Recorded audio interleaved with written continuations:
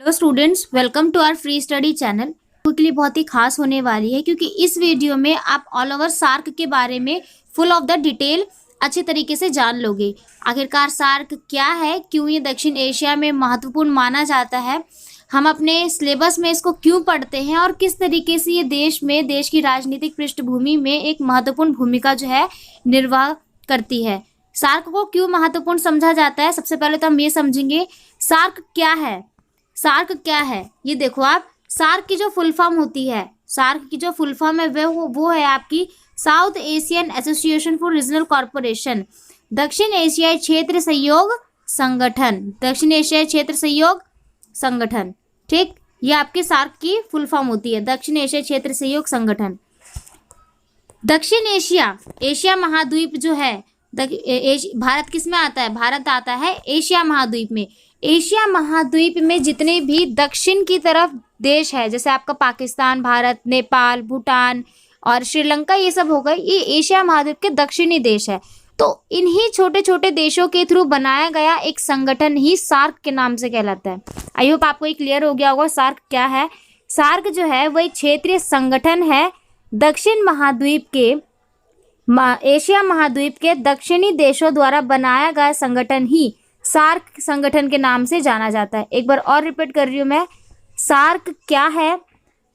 Asia महाद्वीप के दक्षिणी देशों द्वारा बनाया गया क्षेत्रीय सहयोग संगठन ही सार्क के नाम से जाना जाता है। सार्क की फुल फॉर्म क्या होती है आपने ये पढ़ी ली, South Asian Association for Regional corporation.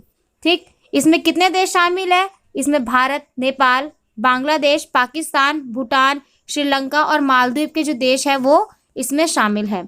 और उसके अलावा 2005 में, कब? 2005 में अफगानिस्तान जो है वो इसका 8वां सदस्य बना था और उस समय पर भारत के प्रधानमंत्री कौन थे? तो राजीव गांधी थे। ठीक, ये दो इंपॉर्टेंट टॉपिक्स है, इंपॉर्टेंट पॉइंट्स है, इसको याद रखना आप।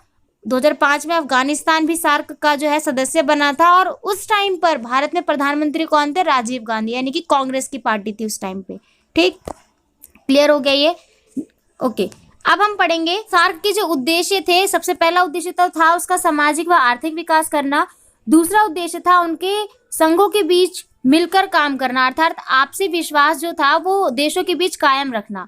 लोगों का जीवन स्तर को उच्च बनाना और ग्रामीण विकास यानी कि कृषि पर विकास को ध्यान देना, यानी कि जो कृषि थी, रीढ़ की हड्डी जिसको माना जाता था, उसको प्रोत्साहन देकर उसके द्वारा अर्थव्यवस्था को विकसित करना।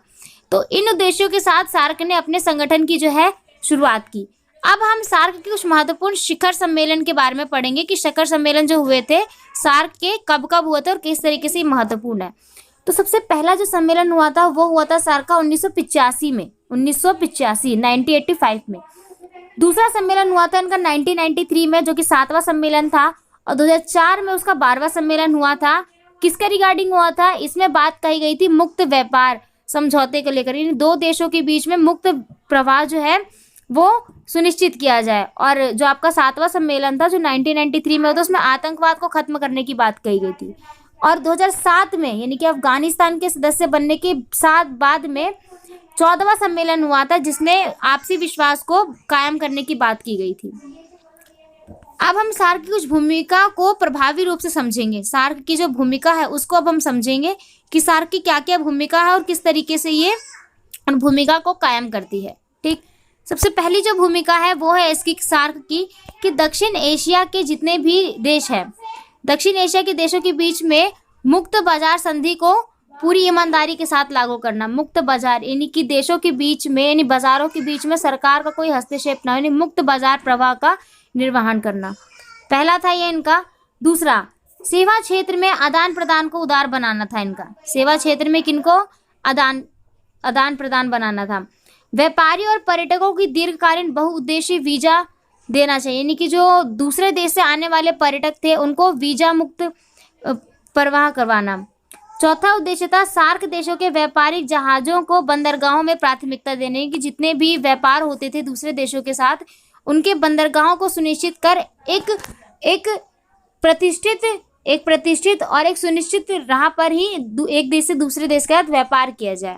इस तरीके से कुछ जो है सार्क के प्रभावी सुझाव रहे थे कि इस तरीके से हम अपने देश को जो है सफलता प्रदान कर सकते हैं, अर्थव्यवस्था को विकसित कर सकते हैं। चलिए, अभी तक तो आपने पढ़ा सार्क क्या है, क्या उसकी अच्छाइयाँ हैं, क्या खामियाँ हैं, क्या सुझाव रहे, क्या उपलब्धियाँ रही।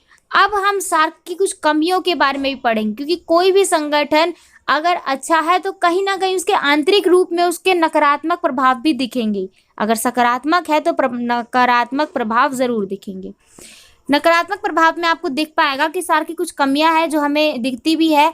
जैसे आप भी जानते हो कि दक्षिण एशिया में जो दक्षिण समूह के देश है, जैसे आपका भारत और पाकिस्तान है, इन दो आपने हमेशा देखा होगा भारत और पाकिस्तान के बीच में हमेशा एक आपसी टकराव सा बना रहता है। लोगों के बीच, हिंदू और मुसलमान के बीच एक अलग ही अवधारणा विकसित रहती है। तो इसी कारण जो दक्षेश में शामिल देशों के बीच आपसी विश्वास नहीं पनप रहा है। यही वो कारण है काफी बड़ा कि दक्षेश के लोगों के बीच आपसी विश्वास, देशों के बीच आपसी विश्वास जो है पनप नहीं रहा है। दूसरा, भारत पाकिस्तान की आपसी कटुता के कारण दक्षेश के विकास में, मैंने पहले बताया आप लोगों को, है ना। तीसरा, आतंकवाद के मुद्दों को लेकर के इन देशों के बीच में, इन संगठनों के देशों के बीच में हमेशा जो है तर्क वितर्क चलते ही रहते हैं। तो इस तरीके से सार्क की ये कुछ कमियां थी।